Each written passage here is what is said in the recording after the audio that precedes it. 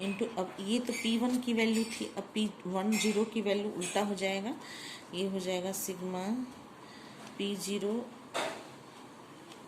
Upon sigma P1 multiply होगा P0 Q0 into P0 upon sigma P0 sigma P1 Q0, इसमें आप multiply कीजिएगा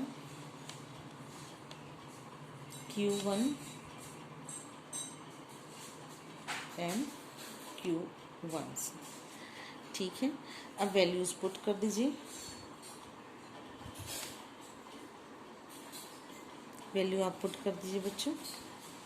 value हो जाएगी सिग्मा, देखिए यहाँ पे वैल्यू दी हुई है sigma P1 Q0, sigma P1 Q0 की वैल्यू 600 है, डिवाइडेड बाई P0 Q0 की वैल्यू है 240 इंटू Q1 P1 की वैल्यू है 480 अपॉन 192 इंटू P0 Q0 की वैल्यू है P0 Q0 की वैल्यू है 240 अपॉन 600 एंड 192 अपॉन 480, यही वैल्यूज दी हुई हैं P0 Q1 की। जब आप इसको सब कट कीजिएगा तो ये हो जाएगा 600 से 600 कट, 480 480 192 192 240 240 इज इक्वल टू 1 हो जाएगी वैल्यू। ठीक है, देखिएगा बच्चों, कोई दिक्कत होगी तो हमसे बात कीजिएगा, हमसे पूछिएगा कि समझ में नहीं आया मैडम। ये है आपका time reversal. Time reversal test is satisfied because answer is 1। Time reversal test is, आप लिख लीजिएगा टाइम रिवर्सल ऐसे, time reversal test is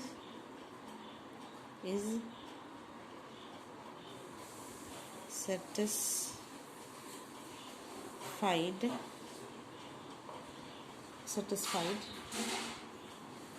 next topic है आपका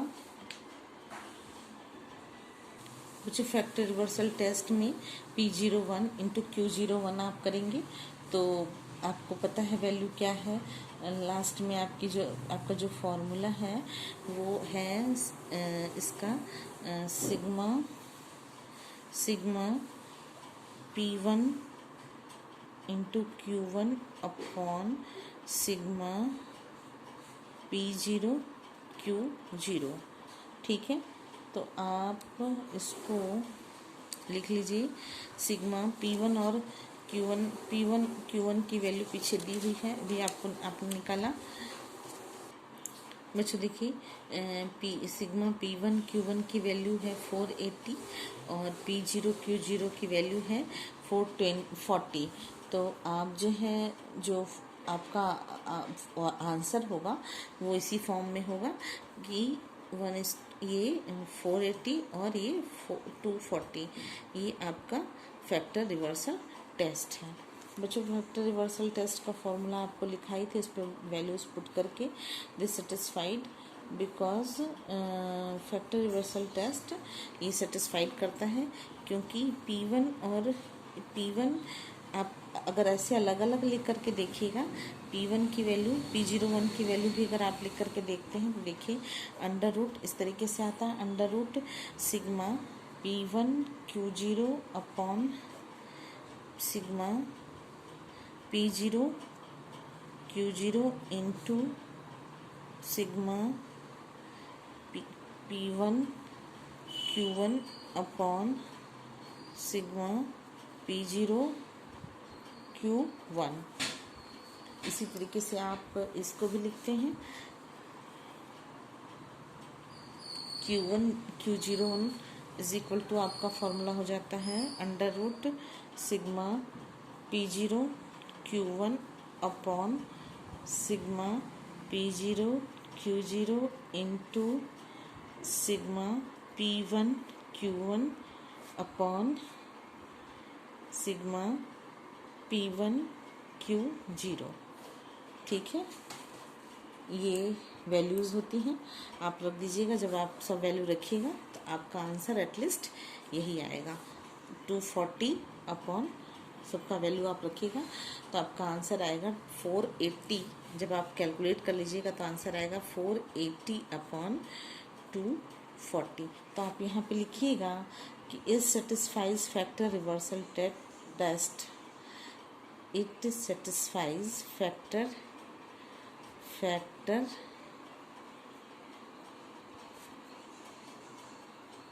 रिवर्सल टेस्ट ऑल्सो। ठीक है, it satisfies factor reversal test. ठीक है, आपको कोई दिक्कत नहीं होनी चाहिए। अगर दिक्कत होगी तो हमसे फिर कॉल करके पूछिएगा, या आप हमसे कॉल नहीं भी अगर कर सकते हैं तो आप निश्चित रूप से हमको कमेंट्स लिख करके भेजिएगा। मैं आपकी प्रॉब्लम सॉल्व कर दूंगी बच्चों। ऐसे कोई दिक्कत नहीं होनी चाहिए, आपको खूब अच्छे से समझा दिया है। अगर फिर भी कोई दिक्कत है आपको तो आप हमारे और एग्ज़ाम होगा बच्चों, ये मत सोचिए कि एग्ज़ाम नहीं होगा। किसी न किसी तरीके का एग्ज़ाम लिया जाएगा और वो कॉलेज के प्रशासन के ऊपर निर्भर करता है कि कैसे एग्ज़ाम होगा। इसलिए आप पढ़ना शुरू कर दीजिए और पढ़ने के संग संग आप इस बात का भी ध्यान रखिए कि आप अपना प्रैक्टिस करते रहिए।